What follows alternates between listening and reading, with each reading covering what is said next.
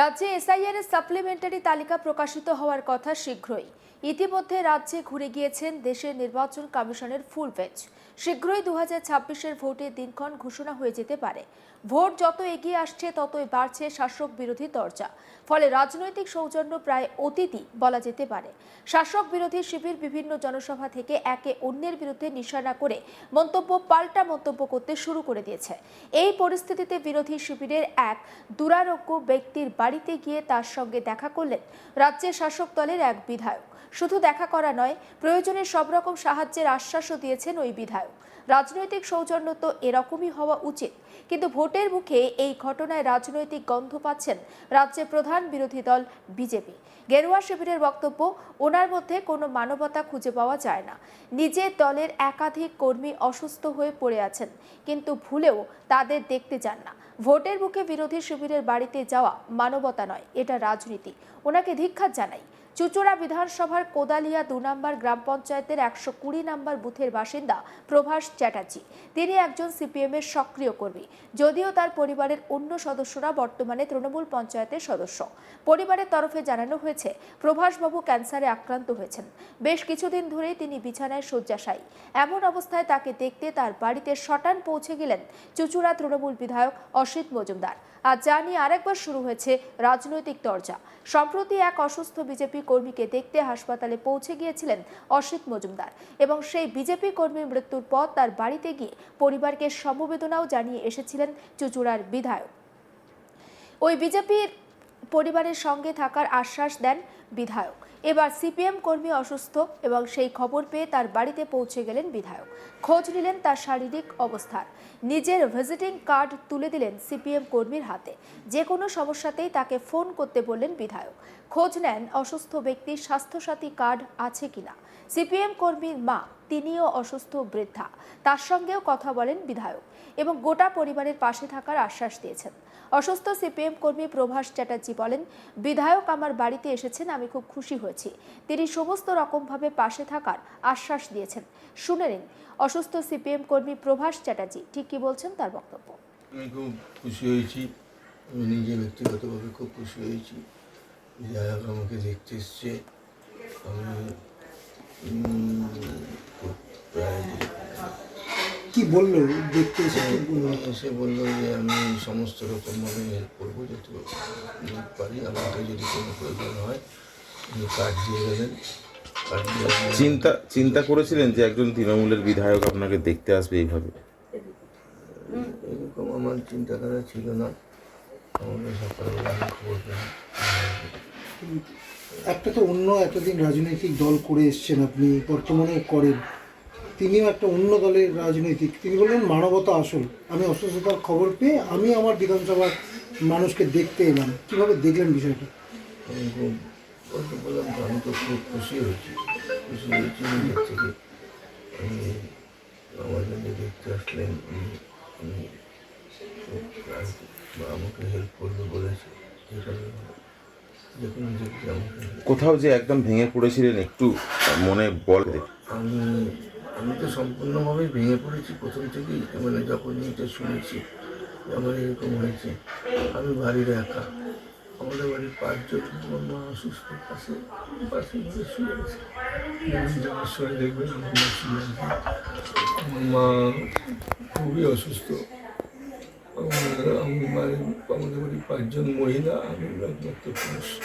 সেই হিসাবে আমি খুব শুনে যে আমার ক্যান্সার হয়েছে, এই শুনে আমি খুব ভেঙে পড়েছিলাম। আপনার মায়ের সঙ্গে তো বিধায়ক দেখা করলো, যাওয়ার সময় দেখা করে গেল, সুস্থতা কামনা করে গেল, কি বলবেন? মায়ের সুস্থতা আমিও চাই, চেয়েছি, আমার খুব খুশি হয়েছে। প্রভাস চ্যাটার্জির স্ত্রী মিনু চ্যাটার্জি তিনি ঠিক কি বলছেন শোনাবো। পাশে থাকবে, ওই ফোন নাম্বার দিয়ে আছে, যে দরকার পড়লে ফোন করতে পাশে থাকবেন বলেছে। কি রাজনৈতিক দল করতেন আপনার স্বামী? এখনো করেন?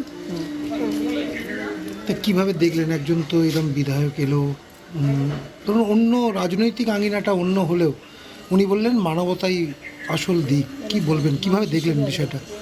মানুষ হিসেবে দেখতে। হ্যাঁ, এভাবে ভোটের আগে একজন তৃণমূল বিধায়কের বাড়িতে বিরোধী শিবিরের এক কর্মী যাওয়ার বিষয়টি নিয়ে ইতিমধ্যে শুরু হয়েছে রাজনৈতিক চর্চা। এ বিষয়ে পাল্টা বিজেপি নেতা সুরেশ সাউ বলেন, ওনার মধ্যে কোনো মানবতা খুঁজে পাওয়া যায় না। নিজের দলের একাধিক কর্মী অসুস্থ হয়ে পড়ে আছেন, কিন্তু ভুলেও তাদেরকে দেখতে যান না বিধায়ক। মানবতা যখন এতই উপচে পড়ছে, তবে চুঁচুড়া হাসপাতালে গিয়ে দাঁড়িয়ে থাকতে পারেন তো, সেখানে তাকে দেখা যায় না। মানবতা দেখাতে হলে আর্থিকভাবে সাহায্য করে দেখাক, লোক দেখানো পাশে দাঁড়িয়ে কোনো লাভ নেই। ভোটের মুহূর্তে এসে সিপিএম কর্মীর বাড়িতে তৃণমূল কর্মী যাওয়া মোটেও মানবতা নয়, এটা রাজনীতি। ওনাকে ধিক্কার জানাই। একবার আপনাদেরকে শোনাবো বিজেপি নেতা সুরেশ সাউ, তিনি ঠিকই বলছেন। কোনো মানবতা ওনার মধ্যে খুঁজে পাওয়া যায় না। এতই যখন মানবতা আছে, নিজের দলের একাধিক কর্মী অসুস্থ হয়ে পড়ে থাকে, ভুলক্রমেও তো তাদের দেখতে যায় না।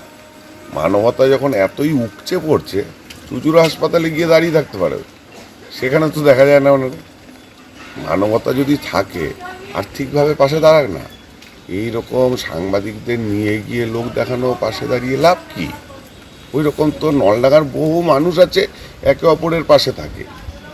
এই যে ভোটের মুহূর্তে এসে এই সিপিএমের বাড়িতে, বিজেপির বাড়িতে, মানে সেই রাত্রেবেলা বসে বসে কার বাড়ি এরকম, কোন সিপিএম কোন বিজেপির বাড়িতে অসুস্থ হয়েছে, কে গত হয়েছে, এগুলো খুঁজে বেড়ানো আর সকালবেলা আপনাদেরকে সঙ্গে নিয়ে হাজির হওয়া, এটা মানবতা বলে না, এটা রাজনীতি বলে। এই যেহেতু সামনে 2026-এর নির্বাচন, এই নোংরা খেলায় উনি নেমে পড়েছে। ধিক্কার জানাই ওনার এই ধরনের খেলা। এ নিয়ে বিধায়ক অসিত মজুমদার তিনি ঠিক কি বলেছেন? তিনি বলছেন, এগুলো রাজনীতির বাইরে, মানব ধর্মের দৃষ্টান্ত বলে বলুন। আমরা তো মানুষ, জঙ্গলে বাস করি না। যদি খবর পাই কোনো মানুষ অসুস্থ, তাহলে সেখানে যাওয়া আমি বিধায়ক হিসাবে আমার কর্তব্য বলে মনে করি। আমি যেমন বিয়ে বাড়ি, শ্রাদ্ধ বাড়ি বা কোনো ধর্মীয় অনুষ্ঠানে যাই, তেমনই কেউ অসুস্থ হলে তাকেও দেখতে যাই। এর মধ্যে বিজেপি, সিপিএম, কংগ্রেসের কোনো ব্যাপার নেই। আমি বিধায়ক, সিপিএম, তৃণমূল কংগ্রেস, এসইউসিআই সব দলের বিধায়ক। উনি সিপিএম করতেন, সিপিএম এর হয়ে পঞ্চায়েতে দাঁড়িয়েও ছিলেন, কিন্তু তার আগে হচ্ছে উনি একজন মানুষ। উনি সুস্থ হোক, সেটাই চাইবো। শোনাবো তৃণমূল বিধায়ক অসিত মজুমদারের বক্তব্য। মানব ধর্মের দৃষ্টান্ত বলে বলুন। আমরা তো মানুষ, জঙ্গলে বাস করি না। যদি খবর পাই কোনো মানুষ অসুস্থ, তাহলে সেখানে যাওয়া আমি এমএলএ হিসাবে আমার কর্তব্যের মধ্যে পড়ে আমি মনে করি। আমি যেমন বিয়ে বাড়ি, শ্রাদ্ধ বাড়ি, পৈতা বাড়ি, অন্নপ্রাশন বাড়ি, বিভিন্ন অনুষ্ঠান, ধর্মীয় অনুষ্ঠান যেমন যাই, সেরকম মানুষ অসুস্থ হলেও আমি যাই। অতএব এর মধ্যে বিজেপি, সিপিএম, কংগ্রেসের ব্যাপার নেই। উনি সিপিএম করতেন একসময়, প্রভাস চট্টোপাধ্যায়, এবং সিপিএমের পঞ্চায়েতে দাঁড়িয়েও ছিলেন, কিন্তু তার আগে হচ্ছে উনি মানুষ। সেই মানুষ হিসাবে আমি ওর বাড়িতে এসেছি দেখতে। উনি খুবই অসুস্থ, গুরুতর অসুস্থ। অসুস্থতার কারণে আমি দেখতে এসেছি। অন্যান্য সমস্ত খবরের আপডেটের জন্য অবশ্যই নজর রাখুন আজ তাক বাংলায়। সাবস্ক্রাইব করতে ভুলবেন না।